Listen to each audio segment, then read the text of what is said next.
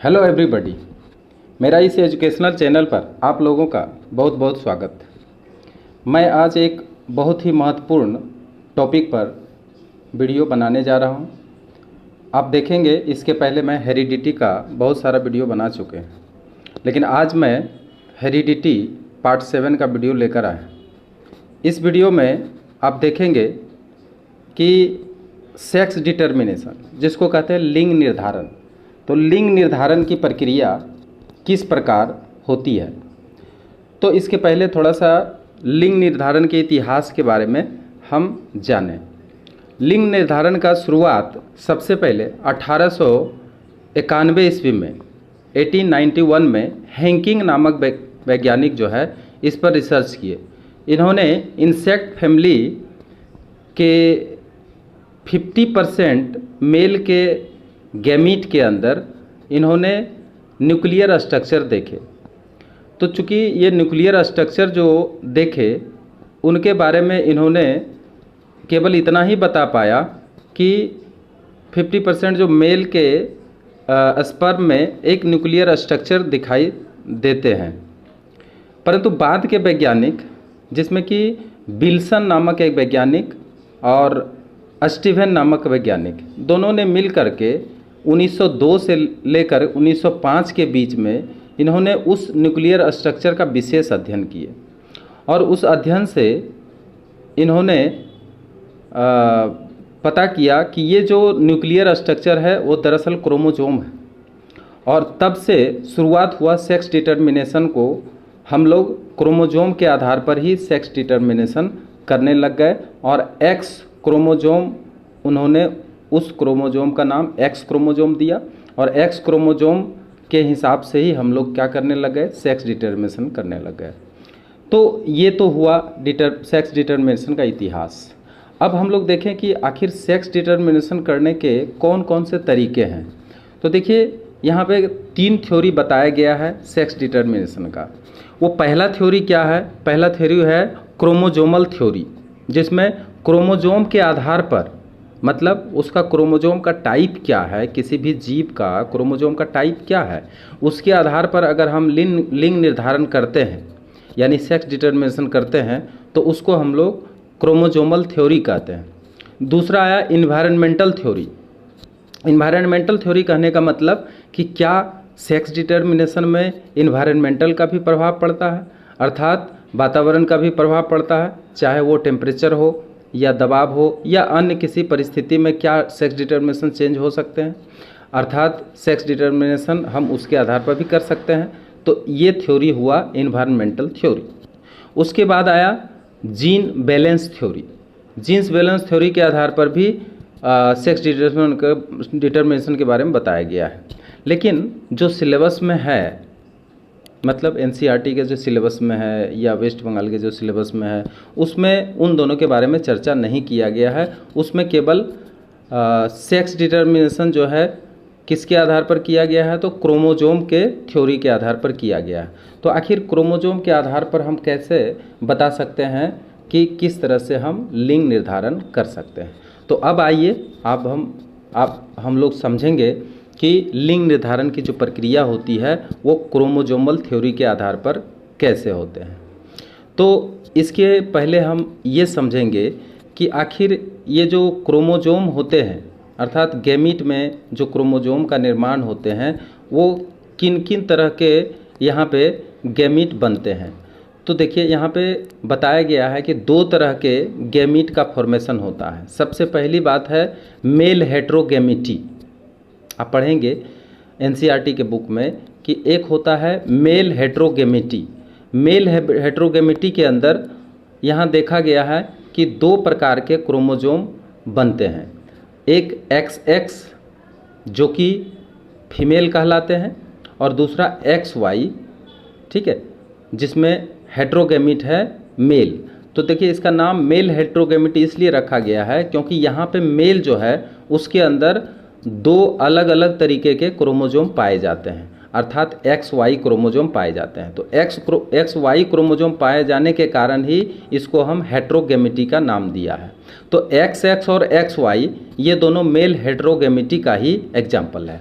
अब इसमें आप देखिए कि इसमें मैन के अंदर, कहने का मतलब ह्यूमन के अंदर और ड्रोसोफिला के अंदर, तो ड्रोसोफिला और ह्यूमन ये दोनों के अंदर जो गैमीट का फॉर्मेशन होता है वो XX और XY होते हैं। जो XX होते हैं वो फीमेल होते हैं और जो XY होते हैं वो मेल होते हैं। क्लियर? और इसी में देखा गया है कि कुछ इंसेक्ट या ग्रास होपर ऐसे होते हैं जिसमें भी 2 प्रकार के क्रोमोजोम बनते हैं, वो है XX और X0। तो X0 या XO अगर हम कहें या XX कहें तो उसमें भी XX जो होता है वो फीमेल होता है और X0 यानी उसमें केवल X ही क्रोमोजोम पाए जाते हैं, लेकिन दूसरा Y के नाम पे 0 क्रोमोजोम होते हैं, तो उसको X0 के नाम से जानते हैं या XO के नाम से उसको सूचित करते हैं। तो ये ज़्यादातर दिखा गया है इंसेक्ट में और ग्रास होपर में। ठीक है, तो इसलिए चूंकि यहाँ पे देख रहे हैं कि मेल गैमीट जो होता है वो हेट्रोगैमीट होता है, इसलिए इसको हम कहते हैं मेल हेट्रोगैमीटी। ठीक है, हम इसको पेपर में भी अच्छी तरह से आपको समझाएंगे, बताएंगे, आप पहले अभी ऐसे समझ लीजिए। और दूसरा आता है फीमेल हेट्रोगैमीटी।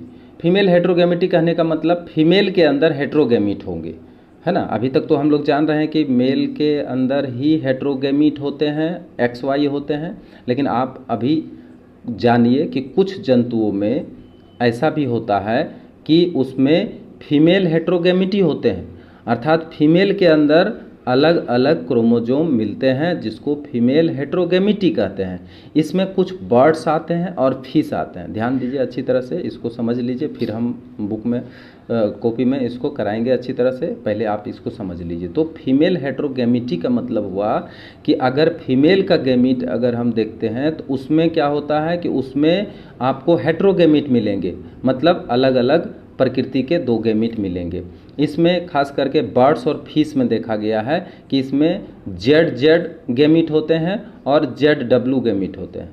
तो ZZ जो गैमीट होते हैं वो क्या होते हैं, मेल होते हैं, अर्थात यहाँ पे मेल होमोगैमीटी हो गए, लेकिन फीमेल क्या हो गया, हेट्रोगैमीटी, क्योंकि उसमें ZW जो होता है वो खास करके क्या होता है तो फीमेल होता है, अर्थात उसमें हेट्रोगैमीट ही फीमेल कहलाते हैं। ठीक है, और दूसरा देखा गया है कि ZZ होता है और ZO होता है या Z0 होता है। तो ZZ जो होते हैं वो खास करके किस में होते हैं, तो वो मेल में होते हैं और फीमेल में Z0 होते हैं। ये देखा गया है बटरफ्लाई में। ठीक है, तो बटरफ्लाई में ऐसा देखा गया। तो आप इस चीज़ को क्लियर तरीके से जान गए हैं कि हेट्रोगैमीटी मेल के अंदर क्या होता है और फीमेल के अंदर हेट्रोगैमीटी क्या होता है। तो ये गैमीट का जो अलग अलग प्रकार के गैमीट जो बनते हैं इसके बारे में आप जानकारी कर लिए हैं। लेकिन आज जो हम विशेष रूप से पढ़ने जा रहे हैं, जो वेस्ट बंगाल के सिलेबस में भी है और NCERT के सिलेबस में भी है, ठीक है, वो क्या है, वो है आपका ह्यूमन सेक्स डिटर्मिनेशन। तो इसके विषय में अभी हम इसको चर्चा करते हैं, वो आप ध्यान से देखिए। ह्यूमन सेक्स डिटर्मिनेशन में हम लोग जानते हैं कि ह्यूमन और ड्रोसोफिला ये दोनों के अंदर एक ही तरह के क्रोमोजोम पाए जाते हैं। ह्यूमन के अंदर 23 पेयर्स ऑफ क्रोमोजोम पाए जाते हैं प्रत्येक कोशिकाओं के अंदर, ये हम लोग जानते हैं अच्छी तरह से, जिसमें कि 22 पेयर्स जो होते हैं वो होता है ऑटोसोम्स। ऑटोसोम्स का सेक्स डिटर्मिनेशन में कोई हाथ नहीं होता है, अर्थात मेल के अंदर और फीमेल के अंदर दोनों के अंदर 22 पेयर्स जो क्रोमोजोम्स होते हैं, ठीक है, उसको ऑटोसोम्स कहते हैं। यानी 44 क्रोमोजोम्स जो होते हैं उसको ऑटोसोम्स कहते हैं। वो मेल के अंदर भी सेम होते हैं और फीमेल के अंदर भी सेम होते हैं, परंतु मेल के अंदर जो 2 क्रोमोजोम्स होते हैं, अर्थात जो 2 क्रोमोजोम बच जाते हैं, जिसको कि हम सेक्स क्रोमोजोम कहते हैं या जिसको कि हम एलोसोम भी कहते हैं। तो ये एलोसोम क्या होते हैं, मेल के अंदर अलग अलग होते हैं, इसलिए इसको हेट्रोगैमीटी कहते हैं, अर्थात XY होते हैं, और फीमेल के अंदर दोनों XX ही होते हैं, जिसको कि होमोगैमीटी कहते हैं। तो लिंग निर्धारण के लिए हमारा XX क्रोमोजोम जो फीमेल का है और XY क्रोमोजोम जो मेल का है, उसी के ऊपर डिपेंड होता है कि आने वाला जो चाइल्ड है वो चाइल्ड क्या हो सकते हैं, मेल हो सकते हैं अथवा फीमेल हो सकते हैं। ठीक है, तो जैसा कि हम लोग जानते हैं कि मेल का जो गैमीट होता है वो XY होते हैं। तो अब इन दोनों के बीच में जो मिलन होते हैं, मिलन होने के लिए कौन सा किसके साथ संयोग करते हैं और उसी संयोग से XX वाला जायगोट बनते हैं अथवा XY वाला जायगोट बनते हैं। अगर XX वाला जायगोट बनेंगे तो उससे उत्पन्न संतति जो होंगे वो फीमेल होंगे और XY जायगोट से बनने वाला जो संतति होगा वो संतति मेल होंगे। तो इसको आप पेपर पे अच्छी तरह से समझ लेंगे तो यहाँ पे आपका ये सेक्स डिटर्मिनेशन का जो प्रक्रिया है वो पूरी तरह से आपको समझ में आ जाएगा। तो अभी आप देखिए, पेन और पेपर की सहायता से मैं इसको बताने जा रहा हूँ, आप इसे गौर से देखिए।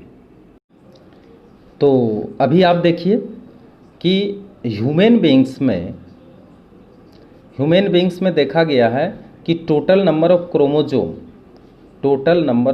क्रोमोजोम कितने होते हैं।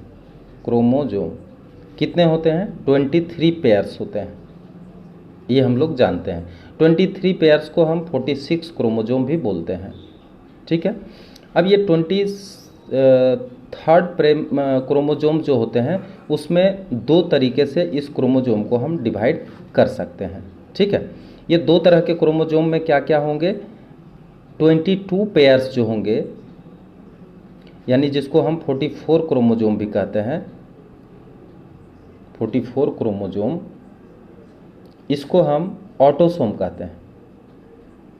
ऑटोसोम क्या है?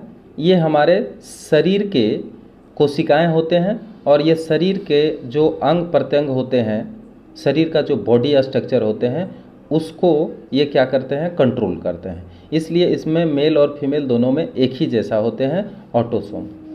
और दूसरा होता है एलोसोम, जो 1 पेयर्स होते हैं। 1 पेयर्स जो होते हैं वो एलोसोम्स होते हैं। ठीक है, ये जो एलोसोम्स होते हैं ये दो तरीके के होते हैं। ठीक है, अब जो ये 1 पेयर्स है यानी 2 क्रोमोजोम जिसको कहते हैं, और 2 क्रोमोजोम वो दो तरह के होते हैं। एक XX होते हैं, ठीक है, एक XY होते हैं। तो जो XX क्रोमोजोम जिसके बॉडी के अंदर होता है वो फीमेल कहलाता है और जिसके अंदर XY क्रोमोजोम होता है वो मेल कहलाता है। ठीक है, आप इतना तो समझ गए हैं। अब देखिए, जहाँ तक सेक्स डिटर्मिनेशन का बात आता है तो किस तरह से गैमीट का निर्माण होता है वो आप देखिए।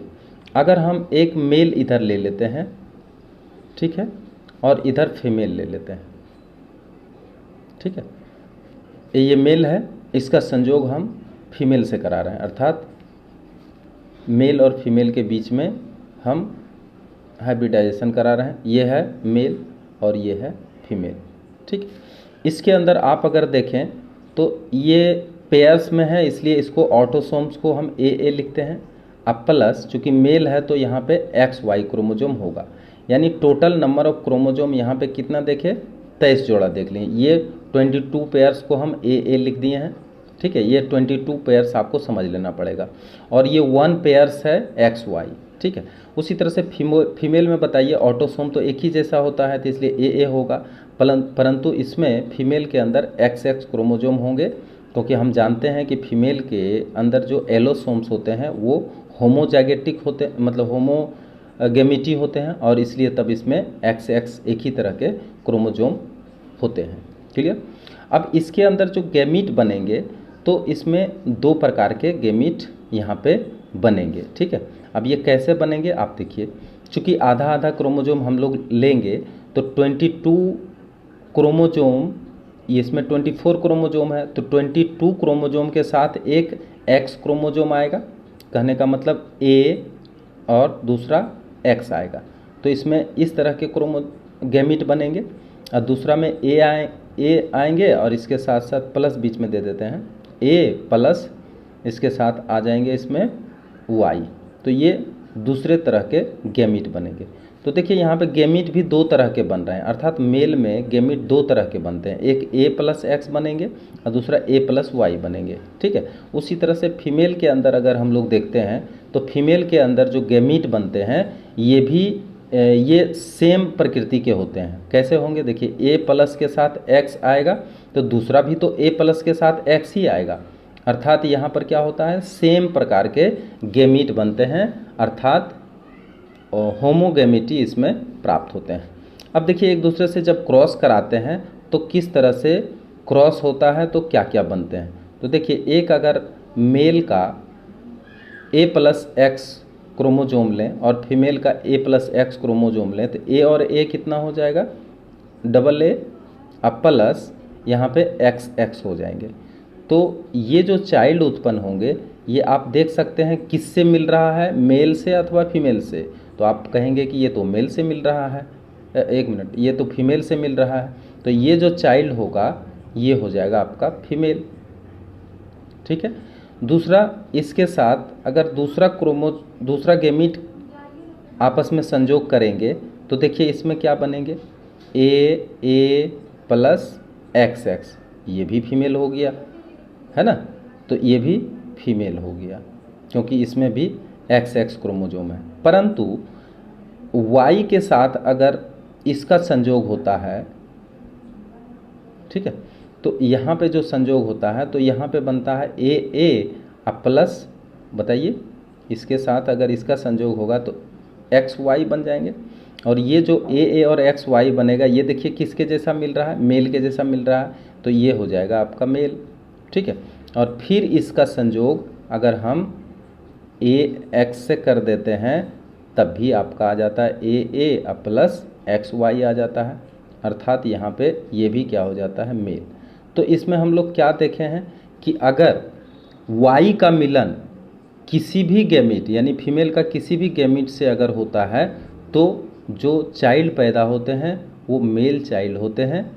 और अगर मेल गैमीट का A+X के साथ अगर फीमेल गैमीट का कोई भी गैमीट आपस में संयोग करते हैं तो वो फीमेल चाइल्ड पैदा करता है। तो इस तरह से आप सेक्स डिटर्मिनेशन के बारे में आप समझ गए हैं कि ये उसी समय निर्धारित हो जाता है जिस समय ज़ैगोट का निर्माण होता है, ठीक है। इसलिए और इसके निर्माण में जो मेल और फीमेल उत्पन्न होते हैं इसके निर्माण में यहाँ पे पुरुष का योगदान होता है, न कि स्त्रियों का, ठीक है।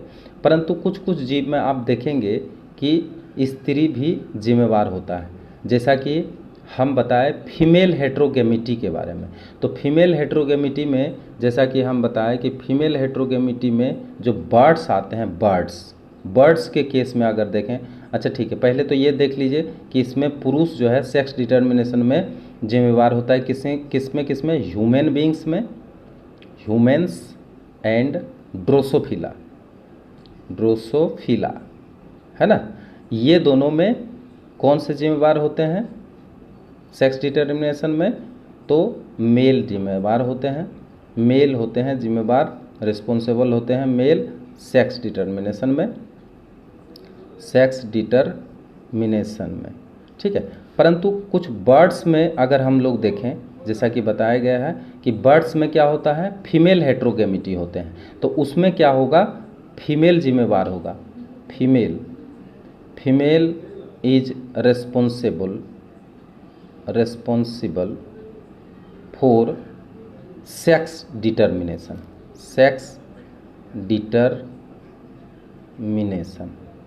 क्लियर। तो हम समझते हैं कि ये वीडियो आप लोगों को बहुत अच्छा लगा होगा। अगर आपको अच्छा लगा हो तो आप कमेंट करिए कि वीडियो आपको कैसा लगा, और दोस्तों के साथ शेयर भी कीजिए ताकि अन्य विद्यार्थी भी इसका पूरी तरह से लाभ उठा सके। Thank you.